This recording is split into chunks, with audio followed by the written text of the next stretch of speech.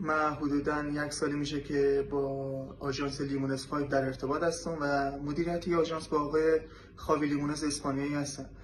میشه گفت بعد اینکه نتیجه قابل قبول همراه بازیکن تیم ملی افغانستان در جام ملت‌ها به دست آوردیم، آنها از طریق مدیریت و کادر فنی افغانستان ارتباط گرفتن و خواهان عزم شدن. همونطور که خودت اشاره کردی آقای کاظمی عزیز، بالاخره سطح اول اروپا هست، چالش‌ها و سوپراس‌های زیادی را همراه داره، اما خود من اسپانیا رویای بچگی بوده که اونجا بازی کنم و نه تنها برای از من بلکه برای کشور افغانستان که تازه داره پله‌های موفقیت رو طی می‌کنه افتخاری بزرگ محسوب میشه.